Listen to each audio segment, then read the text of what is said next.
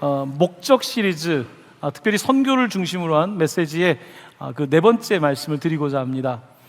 미션이라고 하는 이 단어는 보낸다는 뜻에서 나온 겁니다. 그래서 특별히 요한복음에는 보낸다라고 하는 단어가 굉장히 많이 나옵니다. 하나님은 보내시는 분입니다.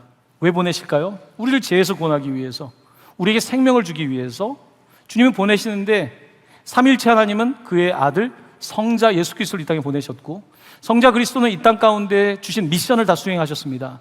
바로 십자가에서 죽으시고 하나님께서는 그를 3일 만에 일으키셨고, 그는 승천하셔서 하나님 우편에 계시며 또 미션을 수행하기 위해서 약속된 대로 성령을 보내주셨습니다. 그리고 교회는 그 성령을 받게 되었고, 성령을 받은 그들도 보내심을 받아 놀라운 미션에 참여하게 되었고, 그 미션은 바로 하나님의 구원의 사역인 것입니다. 오늘부터 3주간은 특별히 교회에 초점을 맞추고, 그렇다면 어떻게 교회가 하나님의 미션, 선교를 수행해야 되는가에 대한 말씀을 나누고자 합니다. 그 첫 번째 말씀으로서 오늘은 문화를 품는 선교적 교회라고 하는 좀 문화를 주제로 좀 말씀을 드리고자 합니다. 한번 설교 타이틀을 같이 한번 읽어보도록 하겠습니다. 문화를 품는 선교적 교회. 자, 문화라는 말을 여러분 잘 아시죠? 영어로 컬처라고 하는데, 이 문화가 무엇인지, 이 문화와 같은 어원의 단어 하나를 보면 문화를 좀 더 쉽게 이해할 수 있습니다. 문화라고 하는 이 단어는 경작, 농사할 때 경작이라고 하는 cultivate와 같은 어원을 갖고 있습니다. 이 문화는 사실은 농경사회를 통해서 발전하게 됩니다. 여러분, 사람이 각자 멀리 떨어져서 산 위에 살고 저쪽 산에 살면 문화가 만들어지진 않습니다. 각자 개인이 사는 것이고 가족이 사는 것이지 문화가 되진 않는데요, 어려운 자연 환경 속에서 농사를 짓고 살아가려고 하다 보니 같이 모여 살게 되었고, 농사를 cultivate, 경작을 하게 되면서 컬처라는 것이 만들어지는 것입니다. 농사를 지으니까 어떻습니까? 여기다가 씨를 뿌려야 되고, 이제 물을 줘야 되고, 또 추수를 해야 되고, 이런 계절들이 생기니까 그때마다 하는 일들이 있으니까 그때별로 절기들이 생겨나게 되는 거고요. 또한 농사를 짓는 그 지역의 이 생산물에 따라서 먹는 식문화가 생겨나고, 의복의 문화가 생겨나고, 또한 같이 살다 보니까 같은 언어를 쓰게 되고 같은 가치관과 같은 어떤 신앙을 갖게 되는 거죠. 그래서 문화라고 하는 것은 무엇이냐면 사람들의 공통된 생활 방식을 말하는 것입니다. 한국 사람들의 공통된 생활 방식이 한국 문화인 것이고요, 일본에 가면 일본 사람들의 공통된 생활 방식이 바로 일본 문화인 것이고, 또 각 나라마다 지역마다 문화는 더 세부적으로 나눌 수가 있습니다. 우리가 흔히 문화를 얘기할 때 공기에 비유합니다. 공기는 말하기 전에는 공기가 있다는 생각을 하지 않습니다. 지금 제가 말하니까 우리가 공기, 그래도 에어컨이 좀 바람이 있고 우리가 공기가 있다는 걸 느끼지만 말하기 전에는 느끼지 않습니다. 문화도 마찬가지입니다. 문화라고 얘기하니까 그때서 문화가 있지라고 생각하지, 우리가 아침에 된장찌개를 먹고 김치를 먹으면서 이게 한국 문화라고 생각하지는 않습니다. 우리가 추석이 오고 뭐 이렇게 자연스러운 거지 그게 문화라고 생각하지 않습니다. 문화라고 하는 것은 공기처럼 우리가 살아가는 당연한 것이기 때문에 그냥 받아들이는 것입니다. 먹고 옷을 입고 살아가는 것, 그것이 문화인 것입니다. 공기와 같습니다. 문화를 어떤 사람들은 강에 비교합니다. 강. 여러분, 강은 흘러가죠. 문화는 흘러갑니다. 변한다는 말씀입니다. 근데 이 강을 보면요, 강에 그 강물의 표면이 있고 우리가 볼 수 없는 그 강 수면 아래가 있습니다. 문화도 마찬가지입니다. 우리가 겉으로 보이는 문화가 있고요, 안에 들어가 있는 그 사람들의 생각, 가치 같은 또한 문화가 있습니다. 이 문화가 흘러가면서 바뀌는 것입니다. 흔히 사람들은 문화하면, 특별히 외국 문화를 접할 때는 보이는 것을 따지죠. 그래서 K-문화 하면 뭡니까? K-드라마를 보는 거, 요즘은 불닭볶음면 좋아하더라고요. 그런 거 먹는 거, 한국에 오면 한복 입고 인사동, 삼청동 가보는 거, 이런 보이는 것들을 문화라고 생각을 하지요.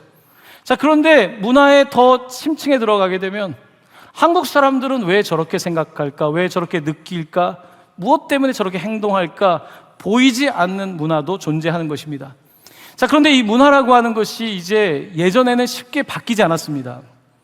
예전에는 농경 문화 속에서는 뭐 해마다 비슷하지 않습니까? 문화가 별로 바뀌질 않았어요. 산업사회에 와서 조금 더 바뀌기 시작했는데 지금 IT, AI 시대가 되고 이제는 모든 세상이 모든 것들을 통용하는 시대가 되다 보니까 문화가 굉장히 빠르게 바뀌게 된 겁니다. 겉으로 드러나고 있는 것도 바뀔 뿐만 아니라 사람들의 가치관과 생각도 너무나 빨리 변화되고 있습니다. 그래서 부모 세대와 자녀 세대가 소통하는 것이 차이가 나는 것은 바로 문화적 차이인 것입니다. 같은 밥을 먹고 같은 옷을 입지만 그 수면 아래에 있는 생각들은 많이 다른 것입니다. 자, 이렇게 우리가 문화에 대해서 문화를 간단하게 이해할 수 있는데요. 그러면 성경은 문화에 대해서 뭐라고 말씀할까? 문화라는 단어가 있을까? 한번 생각을 해볼 필요가 있습니다. 히브리어로 문화라고 번역할 수 있는 단어는 흔하게 나타나지 않고 한 군데에 나타나고 있는데 그 단어는 타르붓이라고 하는 히브리어 단어입니다. 타르붓이라고 하는 단어는 많다, 증가했다라고 하는 뜻인데 이 단어가 사용된 본문이 오늘 전체 본문에 있는데 굉장히 중요한 열쇠가 됩니다. 이런 배경입니다. 이스라엘 백성들이 출애굽을 하고 40년 광야 생활을 하고 이제 약속의 땅에 들어가게 되었습니다. 요단을 건너서 동쪽에서 서쪽으로 요단강을 건너가야 되는데 그때 12지파 가운데 르우벤과 갓지파에 있는 사람들이 이런 말을 하게 되었습니다. 민수기 32장 6절입니다. 그들이 자기들은 안 넘어간다고 한 거예요. 우리는 그 강을 건너가지 않겠다. 우리는 이곳이 좋으니까 길르앗 땅에 살겠다고 했을 때 모세가 했던 이야기인데 민수기 한번 32장 6절 말씀을 읽어보겠습니다. 시작. 너희 형제들은 싸우러 가거늘 너희는 여기 앉아 있고자 하느냐. 그러니까 르우벤과 갓 지파가 우리는 안 가겠습니다. 우리는 이 땅이 더 좋습니다 라고 하니까 모세가 굉장히 낙심하고 화가 나서 너희 형제들은 지금 여리고로 넘어가서 싸워야 되는데 너희는 여기 앉아 있겠다는 얘기냐 하면서 모세가 화가 났죠. 자, 그때 이제 그 다음 32장 14절에 이 타르붓이라고 하는 문화라고 번역할 수 있는 단어가 등장하는데 자, 한번 이 말씀을 같이 읽어보겠습니다. 시작. 보라, 너희는 너희의 조상의 대를 이어 일어난 죄인의 무리로서 이스라엘을 향하여 여호와의 노를 더욱 심하게 하는도다. 자, 여기서 무리라는 단어, 타르붓이라고 하는 단어를 쓰고 있고 이게 문화로도 번역할 수 있는 단어입니다. 자, 무슨 이야기냐면 모세가 이 르우벤과 갓지파한테 너희 무리라는 거예요. 문화라고 하는 것은 공통된 거예요. 너희 르우벤과 갓 지파의 너희들의 문화는 너희들 조상 때 애굽에서도 순종하지 않았는데 그리고 출애굽하고 광야에서도 고라의 자손들처럼 그렇게 순종하지 않았는데 너희들의 무리, 너희들의 문화가 하나님을 노하게 한다는 뜻입니다. 자, 문화라고 하는 것은 뭐냐면 여러분 르우벤과 갓 지파가 독특한 문화를 만들고 있는 겁니다. 12명의 정탐꾼을 보냈을 때에 10명은 말하기를 그 땅은 거인들이 있고 강력한 성벽이 있어서 우리가 그 땅을 차지할 수 없고 우리는 메뚜기와 같고 그들의 먹이입니다라고 말하죠. 이게 그들의 문화가 되는 것입니다. 하지만 두 사람은 어떻습니까? 이 땅은 하나님이 주신 땅이고 우린 차지하겠습니다라고 하면서 다른 말을 하게 되죠. 제가 말씀드리고자 하는 것은 문화는 중립적이지 않다는 것입니다. 문화는 절대 중립적이지 않습니다. 똑같은 것을 보면서도 보는 관점이 다른 거예요. 특별히 르우벤과 갓 지파는 이제 그 땅에 들어가야 되는데 이제 좋지 못했던 믿음 없는 사람들의 문화를 따라서 우리는 그냥 이곳에 남겠다고 말한 거죠. 자, 그때 모세가 놀라운 이야기를 합니다. 그렇다면 너희들 부녀자들은 이곳에 남기되 너희 남자들 르우벤과 갓 지파의 남자들이 선봉에 서라고 말합니다. 그가 문화를 바꾸는 거예요. 안 된다고 하는데 오히려 그들을 선봉에 세우면서 문화를 바꾸는 겁니다. 바로 이것이 이 문화라고 하는 것이 갖고 있는 모습입니다. 여러분, 오늘 우리는 많은 영향력 아래에서 살고 있습니다. 영향력, 부정적인 영향도 있고 긍정적인 영향도 있지만요, 오늘 이 타르붓이라고 하는 단어처럼 어떤 무리들의 영향을 받고 있는 것 맞습니다. 이번 파리 올림픽을 하면서 개막식이 특별히 기독교인들에게 기독교 문화에 상당히 충격을 줬고 그 가운데 프랑스 IOC에서도 사과문을 발표했죠. 무슨 일이 있었습니까? 개막식은 이왕이면 사람들의 관심을 불러일으킬 수 있는 개막식이어야 되는 것까진 좋은데 그 개막식의 장면 가운데서 눈살을 찌푸리게 하는 게 있었습니다. 그것은 바로 예수님의 성만찬인 다빈치가 그렸던 그 그림의 모습을 재현한 것인데, 그 가운데 있었던 사람이 드래그 퀸이라고 하죠. 바로 여장을 한 남자가 나타나게 된 거죠. 여장을 한 남자가 사람들에게 떡과 잔을 주는 것처럼 사람들에게 뭔가를 주는 거죠. 뭘 주는 겁니까? 당신은 당신이 원하는 사람이 될 수 있습니다 라는 메시지를 주는 거죠. 당신은 당신이 원하는 사람입니다. 남자일 수도 있고 여자일 수도 있고, 그것은 당신이 태어난 것이 아니라 선택하는 것이라고 하는, 수면 위에는 그냥 재밌네, 그냥 프랑스 사람들 별나네 라고 하는 단순한 메시지가 아니라 그 수면 아래에 있는 메시지가 있다는 것입니다. 여러분, 성별을 이야기할 때 지금은 남녀만 성별이 아니지 않습니까? 요즘 성별 가운데 젠더 플루이드라는 성별이 있습니다. 젠더 플루이드는 뭐냐면 나는 성별을 정하지 않는 거예요. 오늘은 남자고 내일은 여자일 수가 있고, 플루이드, 유동성이 있는 것입니다. 이런 사람들은 지금 그런 메시지를 듣고 있는 거예요.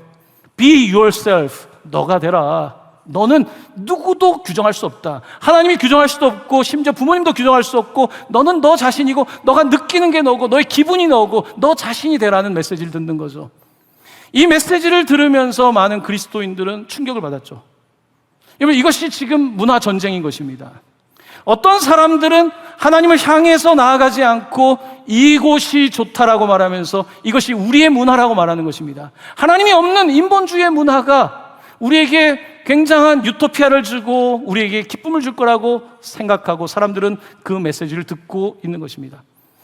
안타깝게도 그런데요, 하나님이 떠난 자리는 혼란이 가득합니다. 뇌과학을 연구하는 사람들은요, 하나님을 믿는 경건한 사람들의 뇌와 그냥 세상을 따라가는 사람들의 그 차이를 말하죠. 경건한 사람들은 어떻습니까? 집중력이 있죠. 경건의 능력을 갖고 있는 것입니다.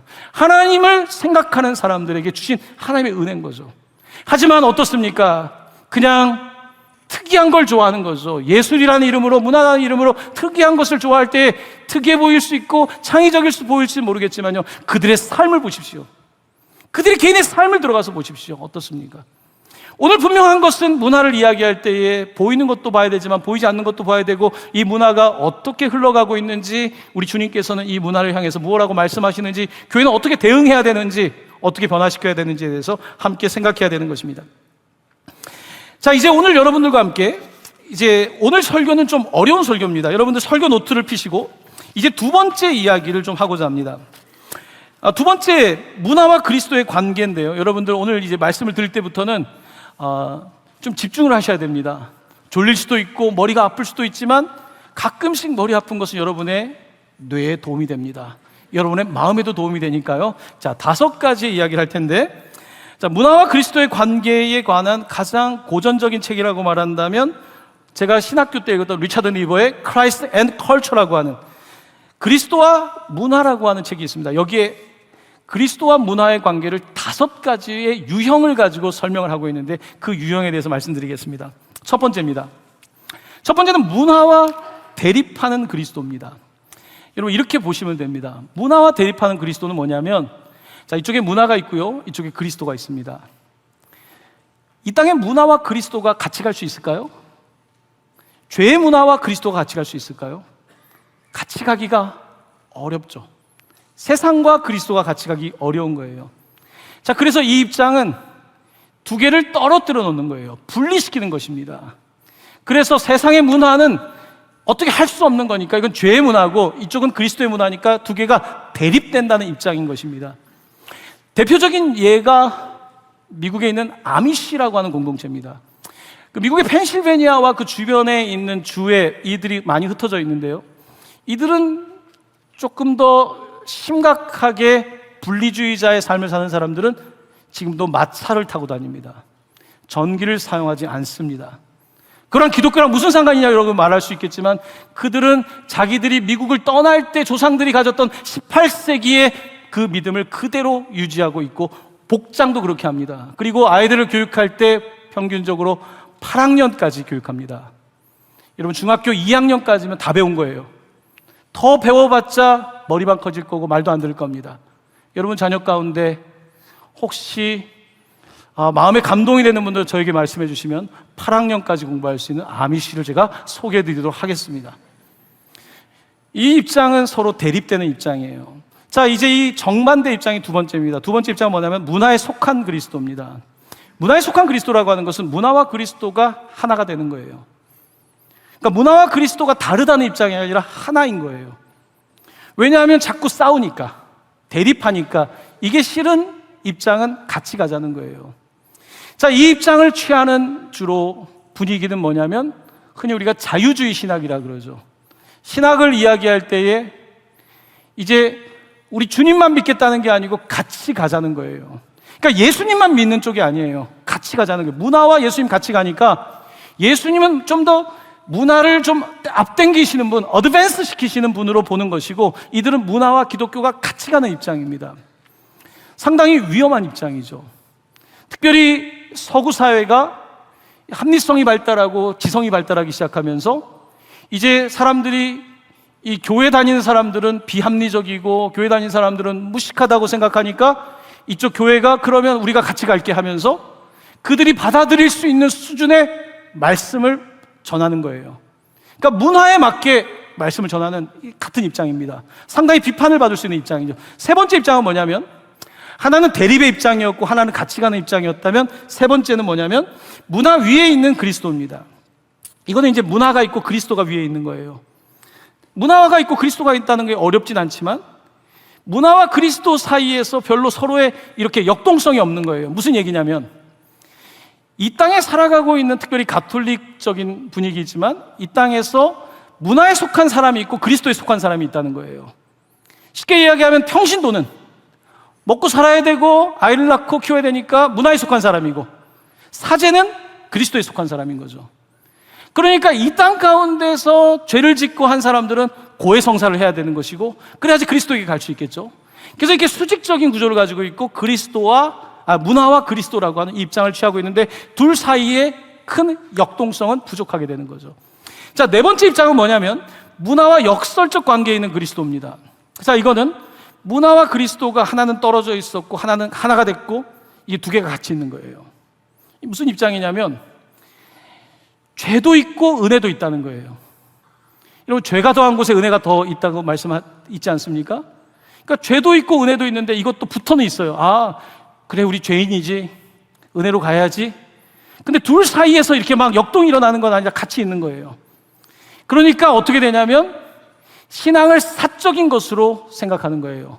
그래서 죄를 짓고 나서 은혜를 구했다도 죄를 짓고 계속 사적인 신앙생활을 하는 거죠. 자, 다섯 번째입니다. 이게 니버가 강조하는 개혁교회, 우리 장로교 개혁교회가 그래도 선호하는 입장이 다섯 번째 입장인데요. 다섯 번째 입장을 한번 같이 읽어보겠습니다. 문화를 변혁하는 그리스도. 문화를 변혁하는 그리스도는 뭐냐면, 문화와 그리스도가 떨어져 있는 것도 아니고 하나도 아니고 그냥 위아래도 아니고 붙어있는 사이드 바이 사이드도 아니고, 이 그리스도께서 문화에 침투하신다는 입장입니다. 그리스도께서 문화에 침투하셔서 이 문화를 바꾸신다는 거예요.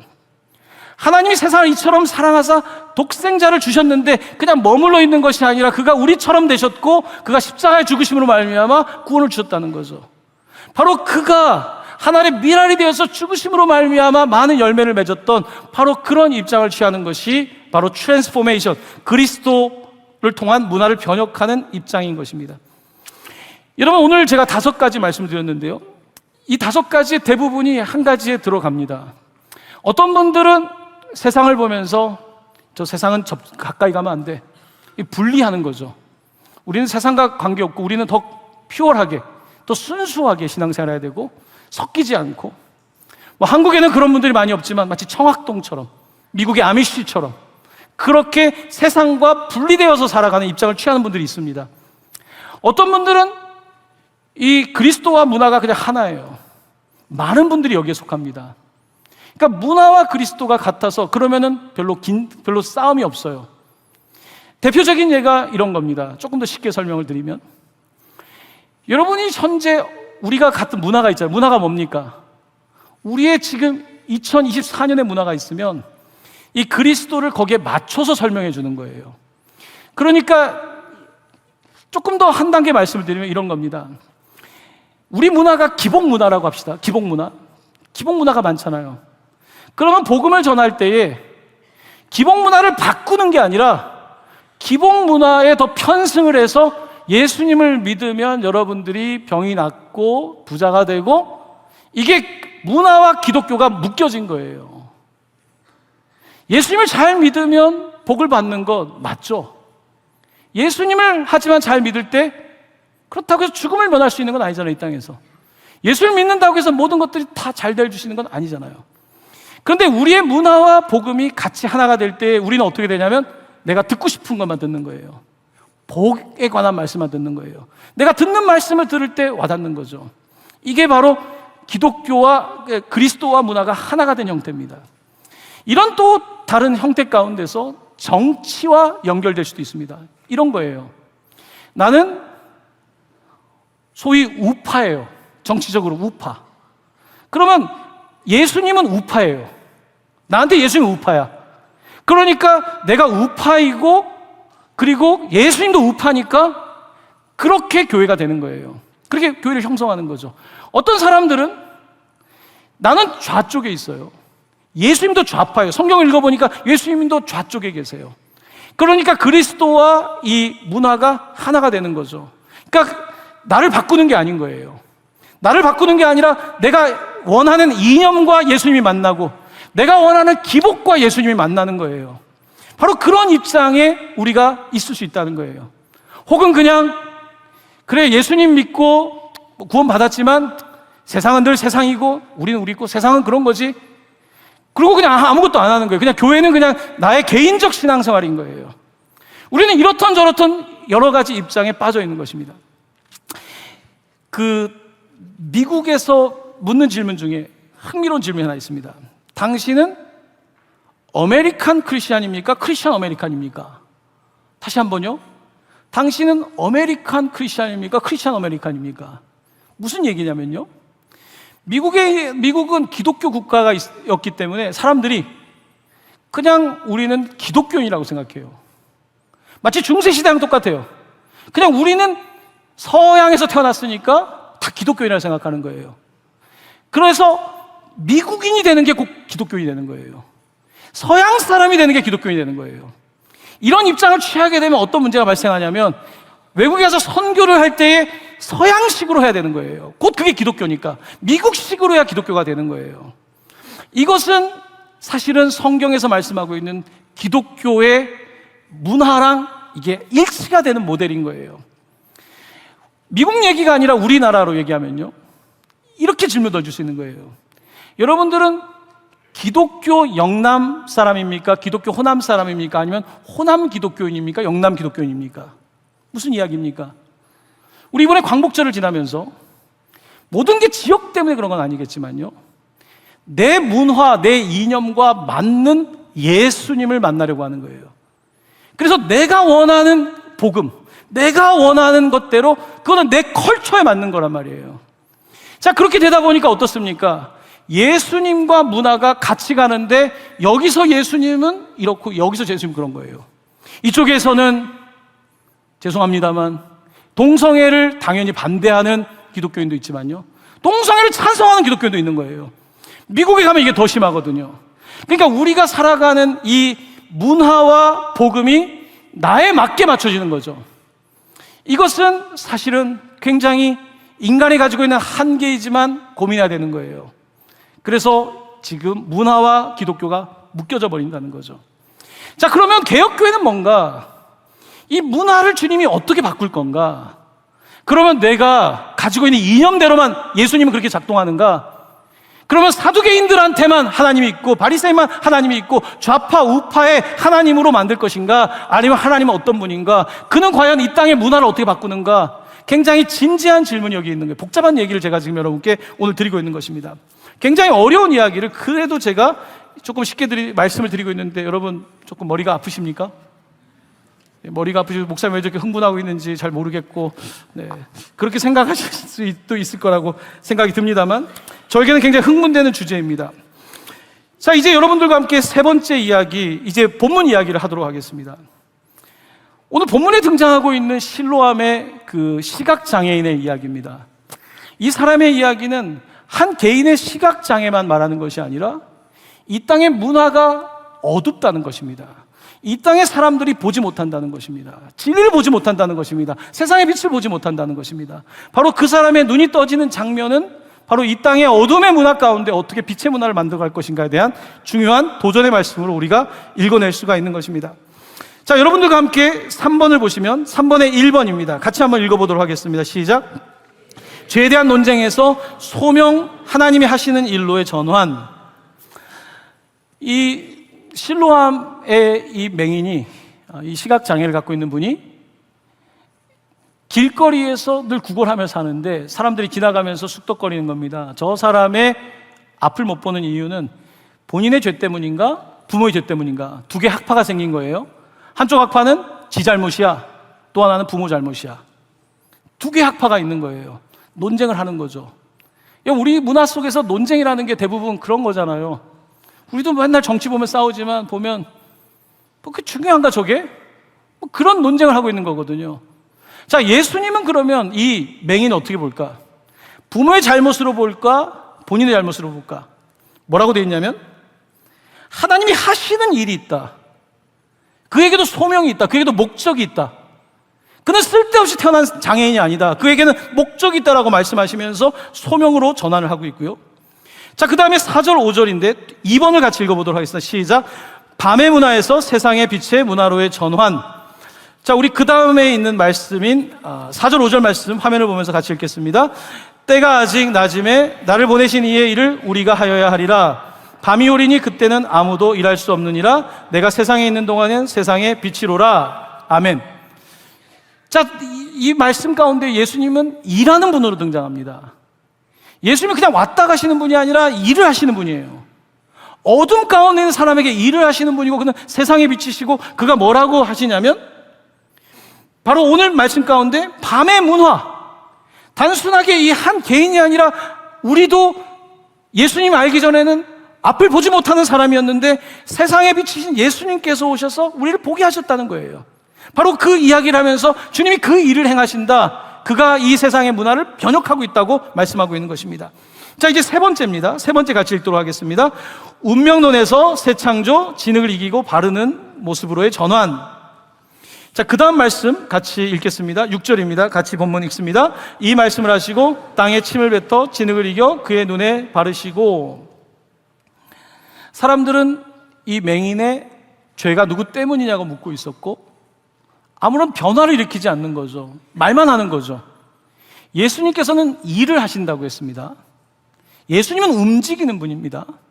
그냥 어버브, 위에서 그냥 아래를 보시는 분이 아니라 그는 침투하시는 분이에요. 인간의 몸을 입고 오시는 분인데 그가 어떻게 하시냐면 몸을 숙이십니다. 그리고 진흙에 침을 뱉어서 그걸 이겨서 눈에 바르시죠. 바로 하나님께서 사람을 만들 때 흙으로 사람을 빚고 그 코에 생기를 불어넣지 않았습니까? 바로 예수님께서는 지금 새 창조를 하고 있는 거예요. 죄 가운데, 어둠 가운데 보지 못하는 그 사람을 위해서 새 창조의 일을 하고 계시는 거죠. 예수님이 이 땅 가운데 그냥 오신 분이 아닙니다. 그냥 말만 하는 분이 아니에요. 말씀이 육신이 되어 오신 분이에요. 그는 땀을 흘리셨습니다. 피를 흘리셨습니다. 그의 모든 것을 주셨습니다. 그는 우리를 변혁시키길 원하시는 거예요. 우리의 인격뿐만 아니라 이 땅의 문화가 변화되기를 원하고 계시는 것입니다. 자, 네 번째입니다. 네 번째 같이 읽겠습니다. 정처 없는 길에서 실로암 보냄을 받았다로의 전환. 우리 7절 말씀을 같이 읽겠습니다. 시작. 이르시되 실로암 못에 가서 씻으라 하시니 실로암은 번역하면 보냄을 받았다는 뜻이라 이에 가서 씻고 밝은 눈으로 왔더라. 아멘. 오늘 실로암에 있는 사람은 성경에 보면 길 가다 만난 겁니다. 오늘은 이 길에 있고 내일은 저 길에 있는 정처 없는 사람입니다. 오늘은 구걸해서 먹을 게 많으면 배가 부르고요, 오늘은 적게 받으면 배가 고픈 그런 목적이 없는 삶을 살았습니다. 앞을 볼 수 없었기 때문이죠. 우리에게 가장 안타까운 게 뭡니까? 우리도 앞을 못 보는 거죠. 우리가 살아는 가는데 그냥 하루 먹고 우리에게 목적이 없는 것이 가장 불행한 일 아닙니까? 이 사람은 그렇게 살았는데 예수님께서 그냥 논쟁이 아니라 그 사람의 인생 가운데 들어오셨고 그 애를 위해서 몸을 숙여서 진흙을 발라주시고 그리고 그에게 실로암으로 가랍니다. 실로암은 보냄을 받았다는 뜻입니다. 이 사람은 누구의 죄 때문에 태어난 것이 아니라 하나님이 이 사람을 보내셨다는 것입니다. 이게 오늘 내용의 변혁의 이야기입니다.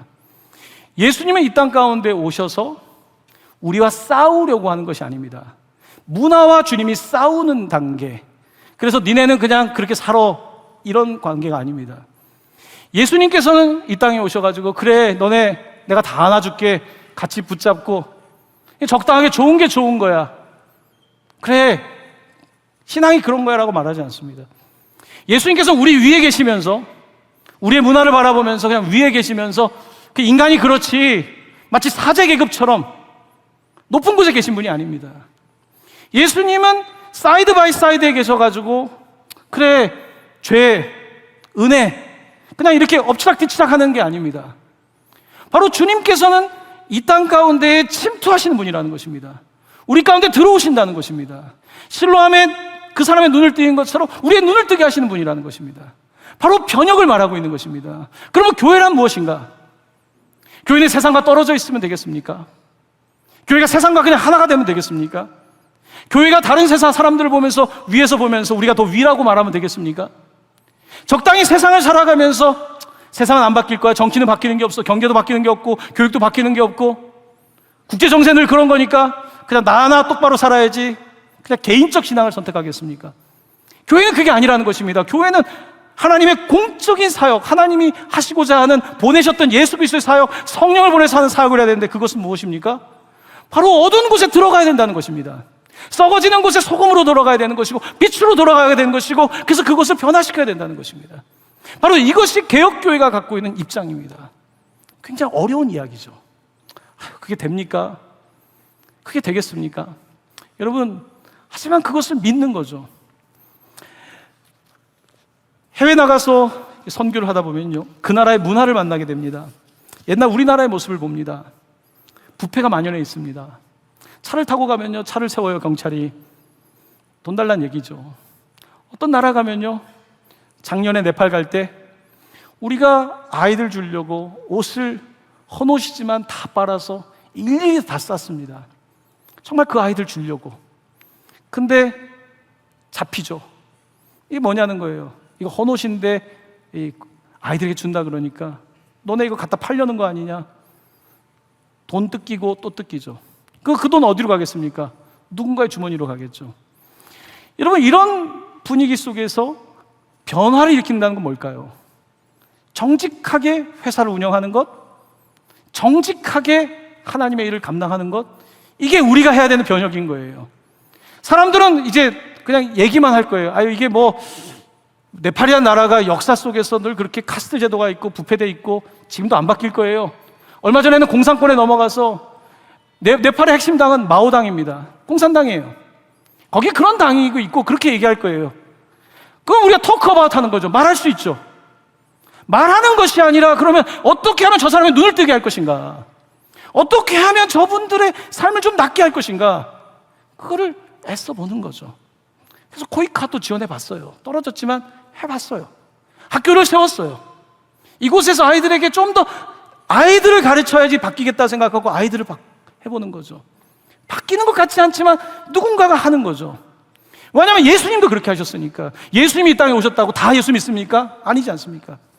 예수님을 죽이는 사람도 있는 거고 예수를 믿는 사람도 있는 건데, 나는 예수를 믿는다면, 내 인생을 예수를 믿는 데 건다면 나는 그 변혁에 그 자리에 있을 수밖에 없는 거죠. 바로 이것이 오늘 우리 교회가 취해야 될 방향이 아니겠습니까? 네 번째입니다. 마지막입니다. 이 땅에 세상의 빛 대 변혁의 계절이 오게 하라. 우리 세상의 빛 동강교회가 부족하지만 어떻게 하면 변화를 일으킬 건가? 하나님의 선교를 말할 때 그 더블 무브먼트를 말합니다. 더블 무브먼트. 이게 뭐냐면 이중 길인데요, 하나님이 계시고 여기 세상이 있고 문화가 있으면 이게 연결고리가 없잖아요. 하나님과 세상을 어떻게 연결하겠어요? 제일 힘든 게 하나님 설명하는 거예요. 요즘 하나님 보이지 않는데 제가 어떻게 가르치겠습니까? 그러니까 하나님을 가르치려면 그 매개가 있어야 되는데 그게 그리스도예요. 그러니까 하나님을 이해하려면 반드시 그리스도가 있어야만 세상에다가 하나님에 대해서 말할 수 있는 거예요. 이쪽 길이 있는 거죠. 2차선이 있는 거예요. 하나님과 세상 사이에는 1차선은 이렇게 가서 하나님에 대해서 그리스도를 통해서 알려주는 거고, 또 하나의 차선은 뭐냐면요, 세상이 그리스도를 통해서 하나님께로 가는 거예요. 세상을 그냥 내버려 두는 것이 아니라 예수님이 가서 그 땅을 변화시키려고 했던 것처럼 우리도 그곳에 가서 한쪽은 하나님을 세상에 알리고 하나는 세상을 하나님께로 인도하는 이 계속되는 이 작업을 하는 것이 바로 교회의 사명이라는 것입니다. 사랑하는 성도 여러분, 여러분들이 살아가는 삶의 현실은 만만치 않을 겁니다. 종종 그런 얘기를 듣습니다. 목사님은 직장생활도 잘 안 해보셨고, 목사님은 이렇게 지저분한 일 안 해보셨잖아요. 맞는 얘기일 겁니다. 저는 그런 일들을 많이 안 해봤을 겁니다. 그래서 세상은 그런 거예요. 세상에서 상처받은 사람은요, 절대 남 믿지 않습니다. 세상은 세상인 거고요, 하나님은 하나님인 거예요. 이런 입장을 취하는 분들도 계실 거예요. 어떤 분들은 저는 기독교가 별난 게 싫어요.